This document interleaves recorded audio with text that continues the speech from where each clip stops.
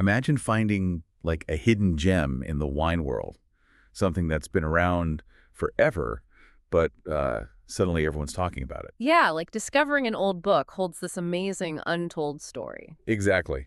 That's kind of the feeling with Catarratto. It's this grape that was always there in the background, and now, boom, it's a star. It really is. And it's more than just, a grape, it feels like. It's like Sicily itself in a glass. It speaks to the terroir, the history. Totally. And that's what we're diving into today. We want to unpack this whole Catarratto renaissance. It's one of Sicily's oldest, most planted white grapes, but it's gone through this incredible transformation. Right. From, let's be honest, often a workhorse grape, Yeah? to something really prized for its character, its elegance. So our mission today is to explore all of that. Its ancient roots, how the Sicilian environment shapes it, the innovative ways people are making it now. And crucially, why you should care. Why it's a must-know if you're into exploring unique, high-quality wines that tell a story. Think of it as getting the inside track on wine's evolution. Understanding Catarratto helps you appreciate how wines change, how places express themselves, and maybe find a new favorite white. Absolutely. It's about those aha moments, Gaining that deeper knowledge quickly but properly. Yeah, let's get into it. Where does the story even start? We're talking ancient, right? Oh, incredibly ancient. This isn't just any Sicilian grape. Many consider it the authentic Sicilian white grape. We're talking roots that go back before even the Greeks or Phoenicians arrived. Wow. So it was there first, basically. Pretty much. Genetic evidence backs this up. It's had millennia to perfectly adapt to Sicily's unique conditions. It's like deeply intertwined with the island's history. And for ages, it was everywhere. The most planted grape. Absolutely dominant. It was the go-to for everyday table wine, but also, and this is key, the backbone of Marsala. Ah, the famous fortified wine. Exactly. Its naturally high acidity and decent structure made it perfect for that, especially holding up in the heat and allowing for aging. But that popularity caused problems. The volume problem you mentioned. Yeah, precisely. The focus shifted heavily towards quantity, big yields, and, well, that often meant the quality suffered. It got this reputation for being simple, basic, Hiding its true potential. completely overshadowed it. It was seen as functional, a workhorse, but not much more. Until things started to change. Late 20th, early 21st century. Right. You had these visionary producers who looked at Catarratto differently. They saw the potential, the treasure hidden there. So what do? They started managing the vineyards with incredible care. Things like, seriously cutting back yields, pruning selectively, really focusing the vine's energy, and then applying precise techniques in the winery, too. And that brought out its elegance, the citrus, the floral notes. Exactly. Suddenly you had these wines emerging with real vibrancy, beautiful acidity, those lovely citrus and floral notes, and this distinct minerality. It proves, doesn't it, that even overlooked grapes can shine with the right approach. It really does. And genetically, it's related to other big Sicilian names. Yeah, this is pretty fascinating. Studies show it's closely related to grapes like Caratante and, the star white from Etna and Zolia. So it's part of a whole Sicilian family tree. Basically, yes. It highlights just how important Catarratto is to the island's overall wine heritage. Its biodiversity. It's a cornerstone. Okay, so let's talk terroir. How does Sicily itself make Catarratto taste the way it does? How does it become this liquid representation? Well, the climate is absolutely fundamental. You've got that classic Mediterranean thing, hot, long, dry summers, tons of sunshine. Good for ripening, I assume? Perfect for phenolic ripeness, developing all those flavors and aromas. And those dry summers. They force the vines to dig really deep roots to find water, pulling up complexity from the soil. But it's not just heat, is it? Altitude matters too. Hugely important, especially in Sicily where vineyards can climb quite high. Higher altitude means cooler temperatures, especially at night. Those diurnal swings. Exactly. Big difference between day and night temps. And that's crucial for preserving the grape's natural acidity. It keeps the wines fresh, vibrant, stops them feeling, heavy or flat, gives them aging potential too. And the sea. Does that play a part? Oh, definitely. Yeah. Especially for vineyards near the coast. You get this wonderful saline, slightly mineral note. People often call it a taste of the sea.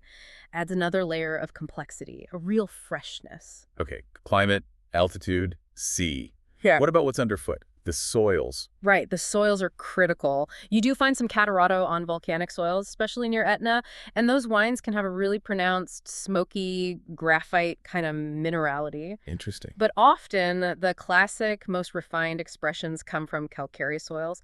They call it terra bianca locally. White earth. Yeah, basically limestone rich. These soils are stony, they drain well, and they put just enough stress on the vine to make it work hard, sending roots deep. And that translates to? Elegance, finesse. Wines with really bright acidity, great potential to age, and that distinct sort of chalky minerality alongside the citrus and floral notes. So Terra Bianca is key for that refined style. Huh. Are there others? Sure. You find it on clay, too, which can give a bit more body, maybe slightly richer fruit. And sandy soils sometimes lead to lighter, more aromatic styles. It just shows how adaptable the grape is. And this all plays out regionally, right? Western Sicily is the heartland. Undisputed epicenter. Palermo, Trapani. That's where you find most of it. And you see differences even within that area.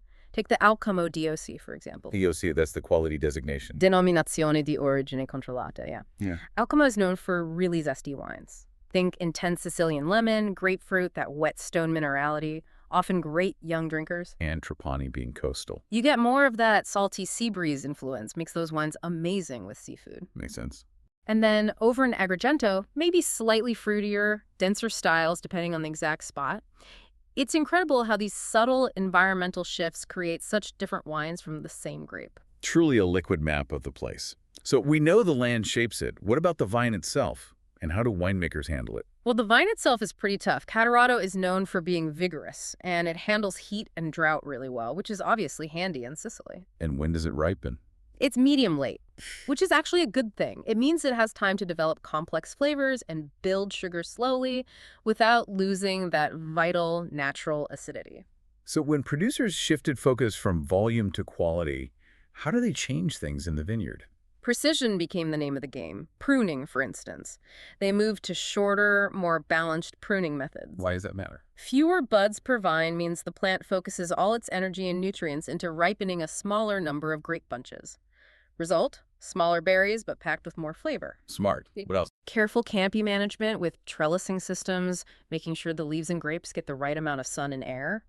And then targeted interventions, things like disfola. Leaf removal. Yeah, selectively removing leaves around the bunches to help them ripen evenly and reduce disease risk. And sometimes raleo verde or green harvesting. Cutting off excess bunches. Exactly. Again, concentrating the vine's resources on ripening fewer but better grapes. It's all about maximizing flavor intensity. Okay, grapes harvested. Now the winery. What's the typical approach? The most common way, especially for those fresh, vibrant styles, is using stainless steel tanks for fermentation. Temperature controlled. Absolutely. Strict temperature control is key to preserving all those lovely primary aromas, the citrus, the floral notes, the minerality. Keeps it bright and clean. But not everyone uses steel. No. Some producers like to use wood, usually older, neutral barrels. Not really for adding oaky flavor, but more for adding a bit of texture, complexity, maybe subtle spice or nutty notes without masking the fruit. And then there's this trend of going back to older methods. Amphora. Concrete. Yeah, this is really fascinating. Using clay amphorae or concrete eggs, it's sort of ancient wisdom meeting modern quality focus. How does that work? Well, these vessels are slightly porous. They allow for a tiny controlled amount of oxygen interaction, microoxygenation. This can build texture, soften the wine slightly, and really enhance the purity of the fruit and mineral expression. You often get these interesting earthy or more pronounced saline notes. So all these techniques lead to different styles. A whole spectrum. You've got your classic dry still whites from the super fresh, zesty ones made in steel to more complex structured ones that might have seen some oak or amphora, potentially with aging potential. Without bubbles. Yes. That great natural acidity makes Catarratto fantastic for sparkling wine. You can find it made using the Charmat method, think Prosecco style, fresh and fruity, or the classic method like Champagne, which gives more complex, toasty, yeasty notes. And we can't forget Marsala. Never forget Marsala. Catarratto's historic role there is fundamental. It provides the structure and acidity needed for decades of aging, leading to those incredible nutty, dried fruit, caramel, toffee flavors, a true classic. And then there's the really exciting, relatively newer kid on the block, orange wine. right skin contact. Exactly. Leaving the juice in contact with the grape skins during fermentation, this gives the wine color anything from amber to deep orange, but also extracts tannins, texture, and a whole different range of aromas. Like what? Oh, things like black tea, bitter orange peel, dried apricots, maybe some honey, exotic spices, and often a really deep minerality. It's a completely different mouthfeel, really intriguing, challenges your expectations of white wine. Okay, this sounds delicious. Let's talk taste. If I pour a glass of typical quality Catarratto, Yeah. what am I smelling? Usually you'll get fresh white and yellow fruits first. Things like green apple, pear, maybe some white peach, definitely lemon and grapefruit. Delicate florals too, like almond blossom or chamomile. And that minerality. Ah, yes, that's key. That distinctive saline or wet stone character. Like a sea breeze or even a hint of iodine sometimes. That's often the signature. Any other notes? Maybe an older or oaked ones? Yeah, with a bit more complexity or age, you might start getting secondary or tertiary notes, hints of honey, maybe some Mediterranean herbs like thyme or oregano, perhaps toasted almonds. And on the palate? Acidity is king. That vibrant acidity is the backbone. It gives it that refreshing quality, that clean finish that makes you want another sip. Body-wise, heavy, light. It's versatile, usually light to medium-bodied, but always, always fresh. That's the constant. And that saline mineral thing you smelled, it carries through onto the taste. It adds persistence, complexity, reminds you where it came from, those volcanic soils or that coastal influence. Can it age? Or is it mostly for drinking young? Many are perfect young, absolutely. But the best ones, especially from older vines, maybe with a bit of that careful oak or amphora treatment, they can definitely age gracefully. They develop more complexity, dried fruit, honey, spice notes. Don't underestimate them. Right, the fun part. Food. Sicilian food pairings must be amazing. Oh, it's a natural fit. That acidity and freshness make it incredible with seafood. Think grilled fish, like swordfish or tuna, oysters, shrimp, squid, octopus. Anything from the sea, really. Specific dishes. Definitely. Try it with pasta alla sardi. The acidity just cuts through the richness of the sardines beautifully. Or couscous di pesce, the fish couscous from Trapani. It's just perfect. Beyond seafood. It's great with vegetable dishes, too, for fresh salads, especially with creamy mozzarella. It can handle the complexity of caponata, that sweet and sour eggplant dish. Artichokes, which can be tricky to pair, often work well. Light pasta dishes with simple tomato, basil, olive oil. Lovely. So it's about contrast and similarity. Exactly. Pairing by contrast. The acidity cuts through richness, like in fried arancini or some creamy cheeses. Pairing by similarity. Matching those mineral saline notes with seafood, or maybe a subtle bitterness with almonds. It's quite versatile. Good tips. Serving temperature? For the lighter, fresher styles, keep it cool, maybe 8 to 10 degrees Celsius. For the slightly fuller-bodied ones or the orange wines, maybe a touch warmer, 10 to 12 degrees. Let the complexity come out. And the glass. A standard medium opening white wine glass is perfect. Helps concentrate those lovely aromas. Okay, this renaissance couldn't happen without the people making it and the system supporting quality. Let's talk denominations of the DOCs and IGTs. How important are they? They're crucial. They provide a framework for quality and authenticity. The Sicilia DOC, created in 2011, is a really important one. It covers the whole island and acts as a quality baseline, showcasing that typical Catarratto freshness, acidity, citrus, herbs, minerality. Kind of like a regional guarantee. Sort of, yeah. Then you have more specific DOCs that highlight particular terroirs. We mentioned Alcamo DOC, already known for that intense citrus and whetstone minerality thanks to the sea and calcareous soils. Monreal DOC is interesting. It's often at higher altitudes, influenced by sea breezes, leading to slower ripening. The wines can be really elegant, subtle, with delicate white fruit and almond notes.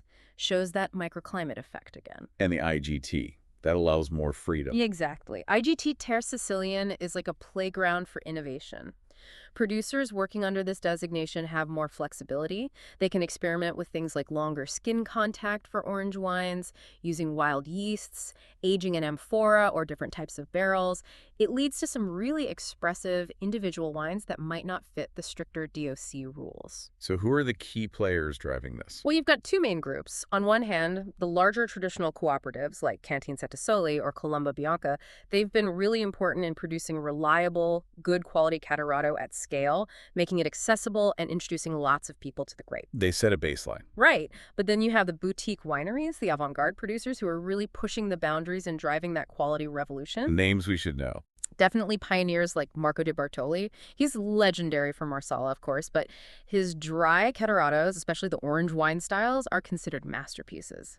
Then there's Alessandro Viola, known for really vibrant, natural Catarrattos with minimal intervention. And Ariana Occhipinti, she's famous for her reds, but does she work with Catarratto? She does, applying that same natural viticulture philosophy to her whites, including Catarratto, and others too, like Particello 177, Barocco. They're focusing on specific plots, single vineyards, often natural methods, maybe extended skin contact. They're really exploring the grape's potential. So the iconic wines now, they come from old vines, sustainable farming. Often, yes. Old vines, careful farming, meticulous work in the cellar, wines that really express that minerality, the citrus, the herbs with different textures depending on the winemaking. And this new wave focusing on orange wines, natural wines, specific micro terroirs. It's solidifying Catarratto as a seriously exciting Italian white. So looking ahead, what's Catarratto's place in the wider wine world now? Its reputation has undergone a massive shift. I mean, it's gone from being seen primarily as a blending grape, maybe for Marsala or bulk wine, to being recognized as a solo star. What's driving that? A combination of things. Serious investment and focus from producers, definitely. But also, crucially, consumers are more interested than ever in authenticity, in unique grapes, in stories. Catarratto ticks all those boxes. The opportunities are huge. It taps right into that global trend for indigenous autochthonous grapes. People want flavors they haven't tried before, wines with a real sense of place. And its versatility helps. Massively. The fact that it can make crisp, dry whites, complex orange wines, sparkling wines, and Marsala means it appeals to a really broad audience. Plus, it often offers fantastic quality for the price compared to more famous international grapes. That value aspect is key. And Sicily itself is hot right now, isn't it, as a food and wine destination? Absolutely. Catarratto benefits hugely from Sicily's growing reputation. People travel there, taste the wines with the local food, and fall in love. Catarratto is like a liquid ambassador for the island. Are there still challenges? Oh, for sure. That old reputation as a simple, high-volume grape still lingers in some parts of the market. So there's ongoing work needed to educate consumers and the trade. Competition too, I guess. Definitely. It's up against huge international players like Chardonnay, Sauvignon Blanc. Standing out requires sustained effort in marketing and promotion, especially outside Italy. It needs to keep telling its story. But overall, its comeback seems pretty fundamental for Sicilian wine identity. Absolutely fundamental. It's helping redefine Sicily. It challenges that old idea that Sicily is only about powerful red wines. It proves the island can produce world-class, fine, mineral-driven white wines too, alongside other great natives like Grillo and Carricante. It showcases Sicily's commitment to quality, sustainability, research, innovation. It's a big part of the modern Sicilian wine story. Wow. So we've really traced its journey from like ancient obscurity The workhorse grape. to this modern star, Yeah. shaped by the land, revived by passionate people using both tradition and innovation. And showing incredible versatility across all those styles. Crisp whites, sparkling orange, Marsala, quite the range. So the big takeaway for you, the listener, is that understanding Catarratto gives you this amazing window into authenticity, into quality, into the spirit of a place like Sicily. It's more than just learning about a grape variety. It's about that joy of discovery, right?